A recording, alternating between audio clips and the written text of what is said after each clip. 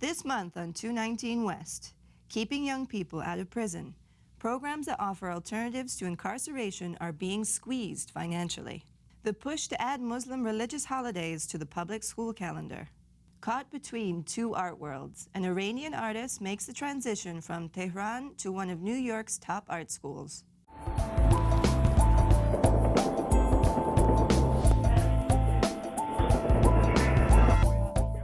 Welcome to 219 West. I'm Pearl Masek. And I'm Melanie Ben-Cosme. Nikolai Khan is a well-known artist from Queens. 13 years ago, he was almost on his way to prison, but an alternative sentencing program put him on a different path, from crime to creativity. That program and others like it face an uncertain future. Bianca Flowers has the story.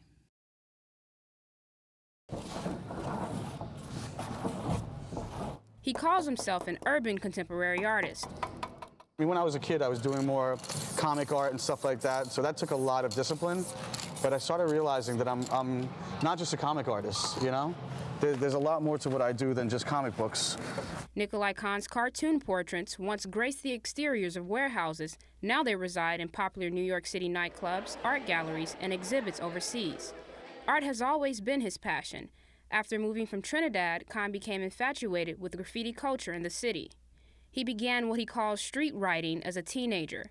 His graffiti crew's notorious tag could be found throughout Bayside, Queens. He also got involved with the seedier aspects of street life. I had been in the hospital 6 times in the summer once because of chronic gastritis and ulcerated gastritis because of my stomach from drug use. And I've been around everything from mafia figures to gang leaders to being violent myself. Finally, his rebellious behavior landed him in court, charged with graffiti vandalism.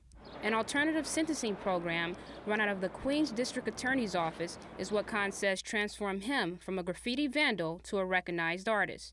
The Second Chance program started more than 25 years ago to give nonviolent offenders a chance to turn their lives around by offering services such as special needs counseling and job training. It has been a successful initiative under Assistant DA Gail Giordano. Instead of going to jail or going through the system, I can go through a different part of the system, which was her concept, and I can go into Jamaica. I think it was Jamaica Library, and there was a Hollis Library at that time. She had me go in and teach this quick art lesson, 3 hours every time.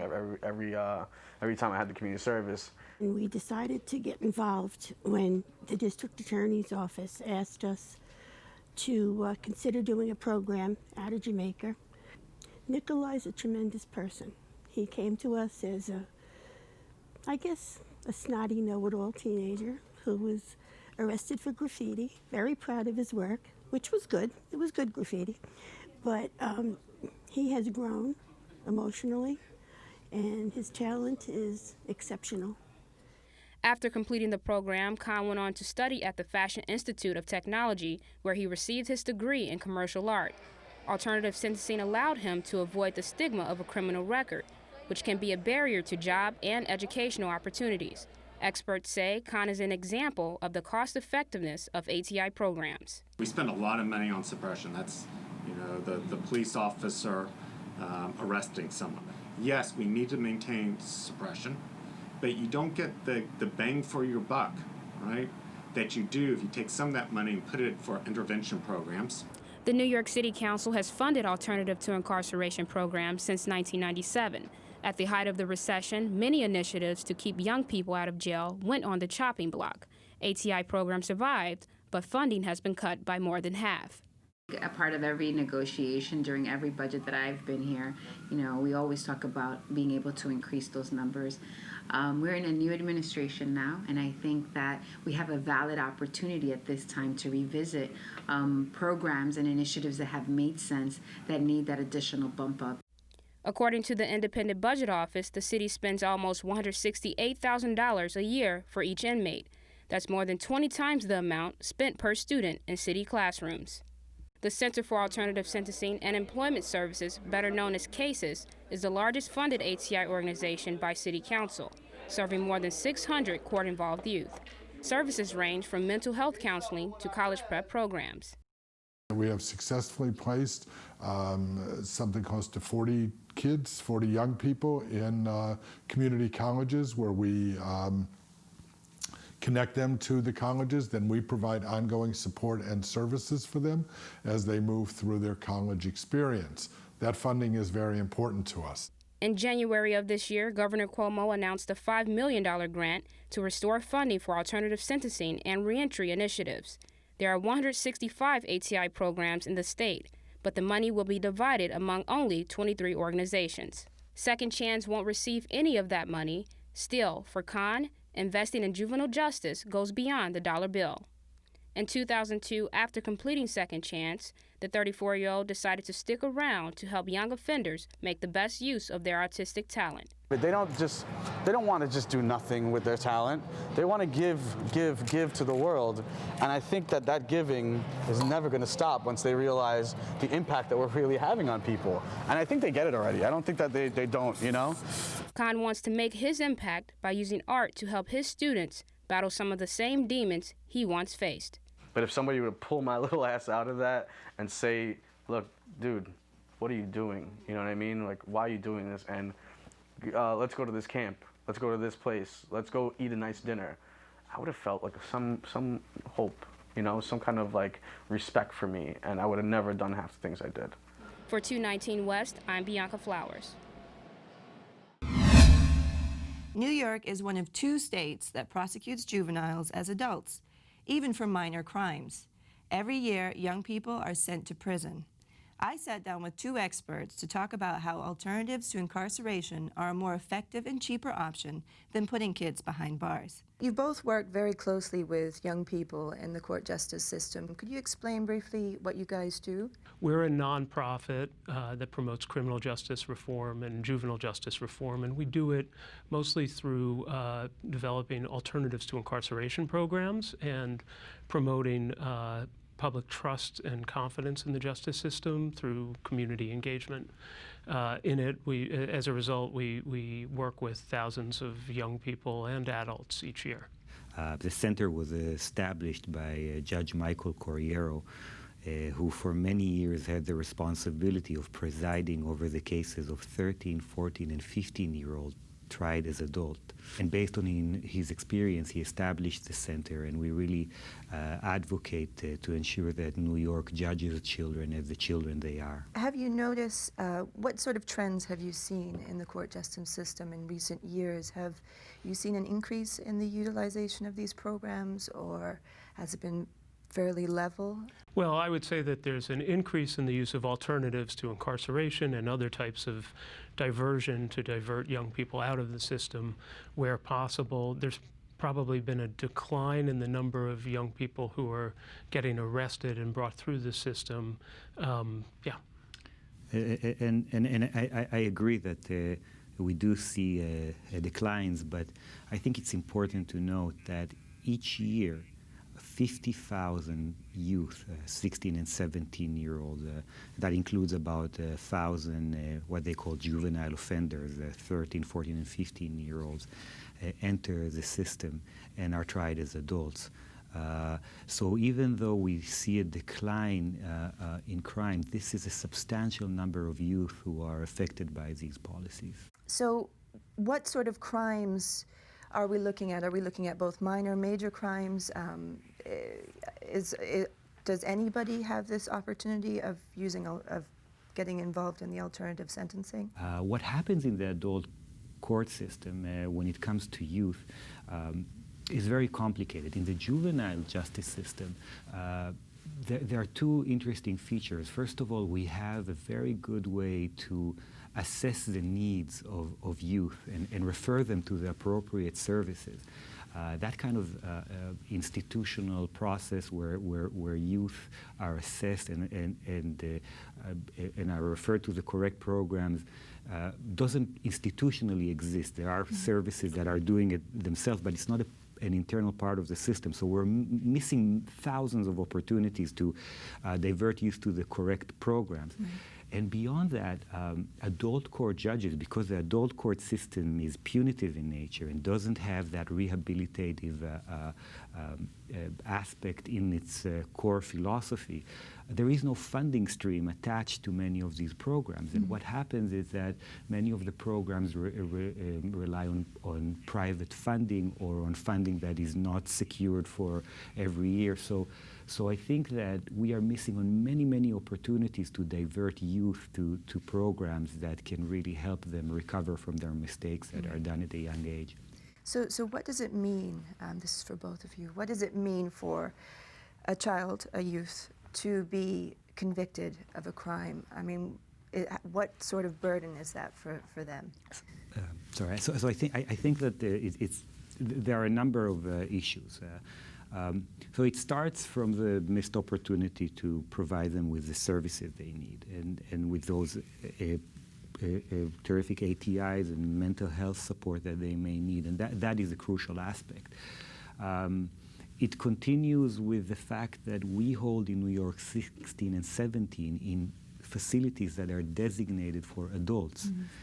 And there is a lot of damage caused to youth in these facilities, and also there is consensus that youth that go through these facilities recidivate, or in other words, get rearrested at a higher rate. And finally, we expose youth who are tried as adults to criminal records, lifetime criminal records.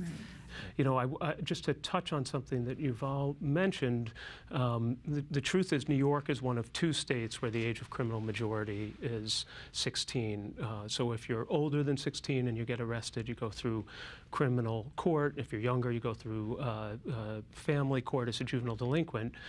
There's been an ongoing campaign, which actually Yuval's organization and Judge Corriero, who leads it, have been important players in trying to change the age of criminal majority to 18. The challenge is that it needs to be done by the New York State Legislature, and it's not an easy thing to do to get that law changed. In the meantime, the chief judge of the state, who recognizes this problem and believes that the age should be 18, has launched an initiative around the state to try and divert more of those young people under 18 into services. And one of the things that we're finding out is that certainly it is no worse to divert someone out of the court or from incarceration as a young person, and it's certainly a lot more cost effective to avoid that process. Okay, all right. And Yuval, do you have anything to add to that? I totally agree with that. Okay, well, thank you so much for being here today. I really appreciate it. Thank you, Yuval. Thank you, Adam. Terrific.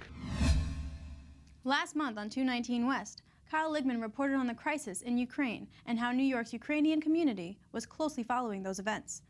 He's here with me now for an update. Kyle? Thank you, Melanie. A month ago, there was hope in the Ukrainian community here that Russia would back down and not annex Crimea. Maria Soroka is the face of the pro-Ukraine movement in New York. A month ago, when we spoke with Maria, she was riding high on the wave of victory. That's why we're winning. Ukrainian protesters had forced the Russian-backed president from office. But a month later, everything is different. Crimea is part of Russia now. You know, sometimes I feel like they just can come in and take whatever they want and no one's going to do anything about it, and now Maria deals with disappointing news daily over Skype from her friends and family still in Ukraine. I just talked to my dad as well, and he did say that apparently they're going to implement a law in Crimea that if you even mention the fact that referendum was illegal, or you have a Ukrainian flag, or you sing a Ukrainian national anthem, then you will be imprisoned. I mean, here we go. Welcome to Russia. No democracy. Maria continues to organize events supporting protesters still at Kiev's main square, known as Maidan. But she worries it's not enough. Because, you know, I mean, we're putting up all these concerts, you know, fundraising for just essential supplies, and then, you know, at the end of the day, you're like, it means nothing, almost nothing, you know, you can have a concert, you can have great people come and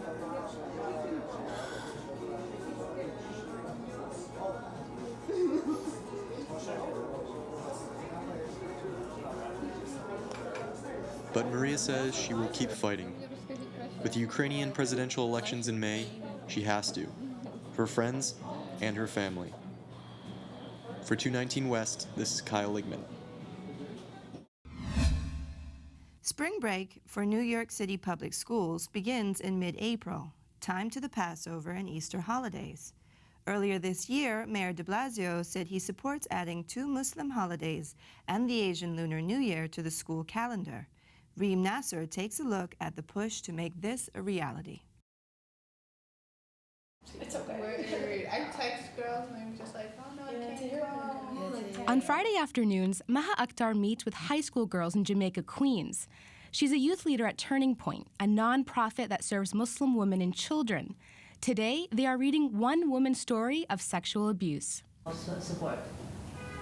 My mother was heartbroken, but had no idea how to deal with it. The discussion is about a social problem, but the conversation turns to religion as Maha ends the session by talking about the importance of dua, asking God for help. You really sincerely feel for her, whenever you pray, you can add a dua for her and just say, please make it easy for her. Prayer is an essential part of Muslim life.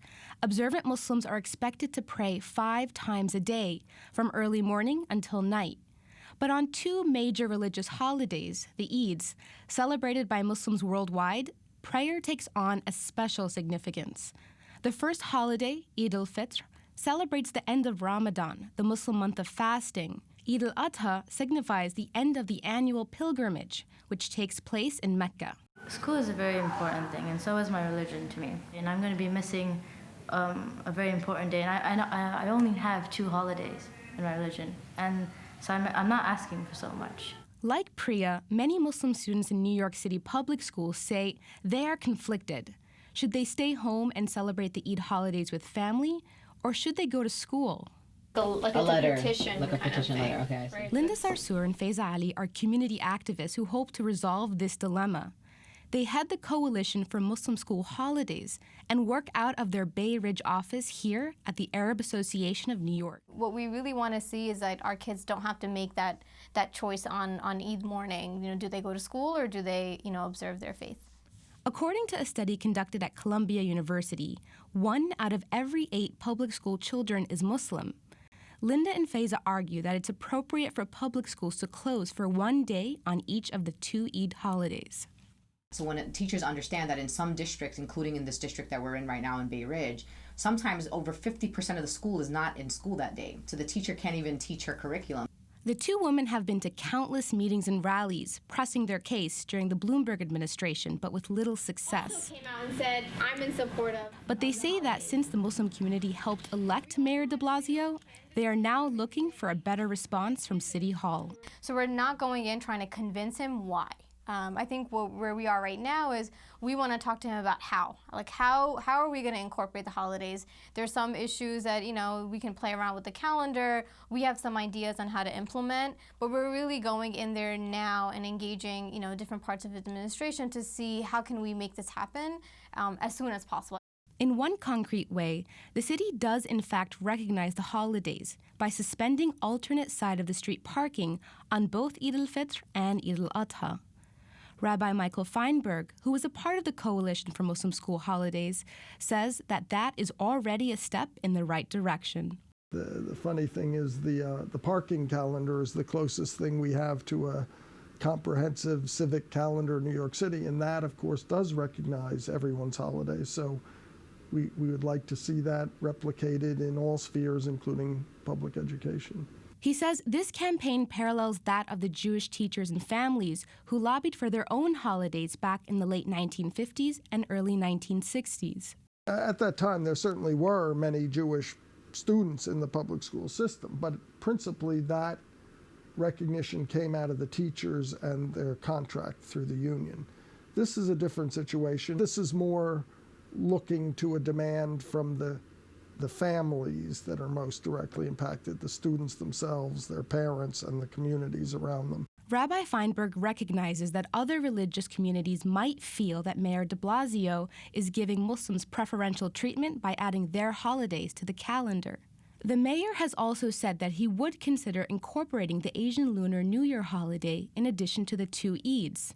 Sheetal Shah, senior director of the Hindu American Foundation, says he should go further and include more religious holidays. The point is that, if the mayor is going to offer religious holidays to one religious community, then he should be inclusive of other religious communities as well. And while I believe the Muslim population in the city might be slightly larger than the Hindu, Jain, and Sikh population, it's not substantially larger, where you could really make an argument that one deserves a holiday and the other one doesn't. While the debate continues, there's this administrative reality. New York State requires schools to meet a minimum of 180 days. Shortening the calendar, whether to add a holiday or for any other reason, will require consultation with superintendents, parents, and teachers groups, as well as representatives of religious organizations. It is not a simple or a quick process. Despite the obstacles, Faiza and Linda continue to meet with community members and politicians in the hope of making their dream a reality. Just think of the significance and the powerful message that we could potentially be sending, and the conversations that we could be creating around Islam and Muslims, given all the challenges that we face. The idea here is really empowering our young people in a time, especially in this kind of post 9/11 America, where our kids struggle every day with who they are. And the fact that our kids can see an entire school system in New York City, the largest school system in the country, recognize them, tell them that they matter, and that they don't have to choose between going to school and practicing their faith, is a huge morale booster for the Muslim community. Queens in the house. Right now, Linda and Faiza are talking with senior-level staff at the mayor's office. Their priority is to work with the administration to get a plan on paper as soon as possible. For 219 West, I'm Reem Nasser. Leaving one's home country can be a tough decision to make, but one young artist did not hesitate for a second. She left Tehran to study at one of New York's top art schools, but her work remains rooted in Iran. Matilda Mell spent time with her and has her story.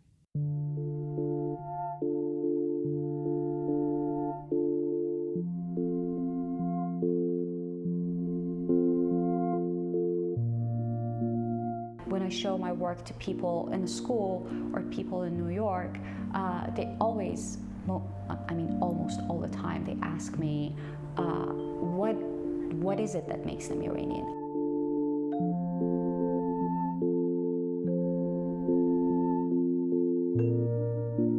There are certain criteria and stereotypes that are expected from people from these regions.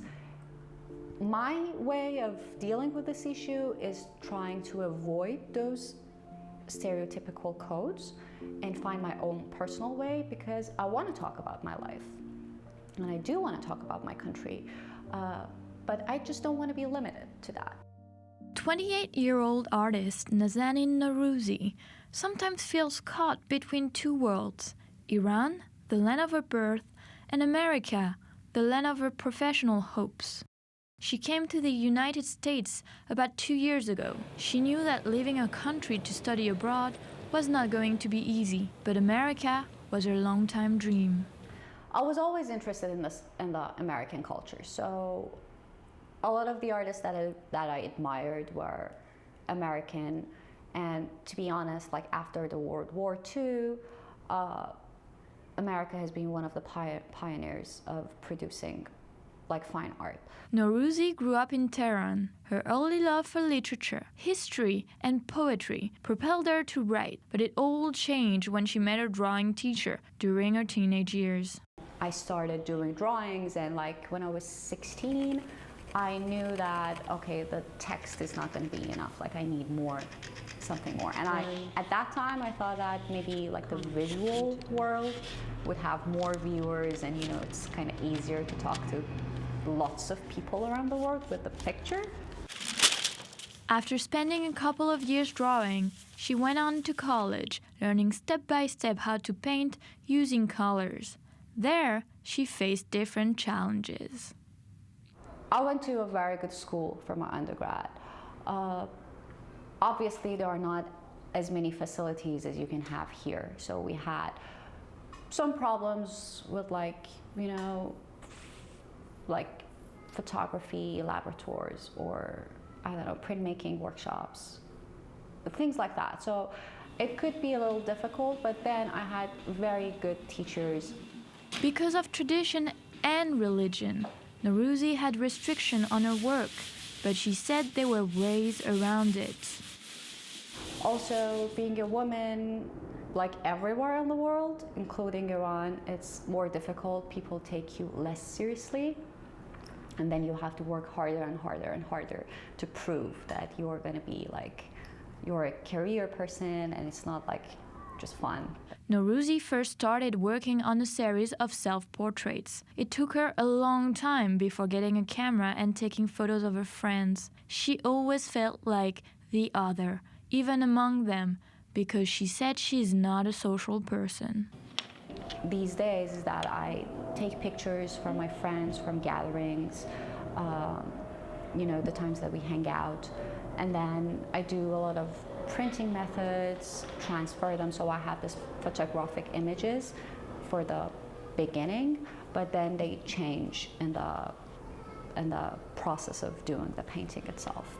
To continue a career and get a better education, she applied to Pratt Institute in New York for a master's degree in fine arts.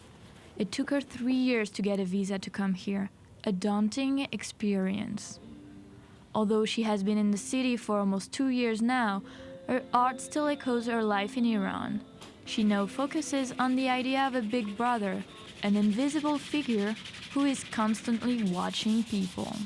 I'm really interested in this idea of what is the relationship between our private lives as citizens and like our public life. While she mostly shows her art through open exhibits, Nourouzi said she wanted her work not only to be interpreted as the life of people in Iran, but as the construction of a community in general and how people learn to identify themselves. She wants her message to be universal. When I look at Naz's artwork, it inspires notions of mystery. For me, I tend to look at them and kind of wonder where this world was. Raquel Dutoit, a Mexican national, met Nourouzi during their first semester at Pratt. She said they quickly bonded. Both are international students from other cultures finding their own identities. She was like asking me, what's your plan for the Totally. You have to, okay, you gotta tell me what you're bringing though for food. Or what do you want? You want side dish or like a side dish? Food? Yeah, like food, like a side dish. Like you have to bring something that represents home. All right, represents home. She does too. You know what? Can she do like a dessert? I need to bring dessert. Desserts is actually kind of, it takes. I can make something. I'm not sure if people like it because we use rose water, and rose water is something like I don't think that everybody likes. But there is also a side to Nourouzi that appealed to her. She's actually quite humorous in her work and the way she approaches things. And I think a lot of times they look at at her work and they think she's kind of serious. So it's, she has a lot of humor. And there's a lot of little fun things that she brings up. And I don't know if that's always seen in her work, but I know that's her process. And part of this process is getting people to understand that her art is informed by where she comes from. When you try to explain your work to people, when they don't know your cultural background, it's easy for people to get misunderstood. And I'm learning step by step how to, talk about my cultural background, but do not rely on it all the time. Nourouzi knows she has a long way to go and many challenges yet to face, not least should she stay in the United States. She recently married an art history professor and writer. He still lives in Teheran. Whatever path Nazanin Nourouzi chooses, she knows one thing for sure. I think trying to make a living of art would be the biggest challenge. Staying in America is something that when I finish, I'm an international student and I have to find a way if I want to keep living in America. But yeah, absolutely, even in Iran, I think being able to live off of your paintings and your art career, that's going to be really tough to do.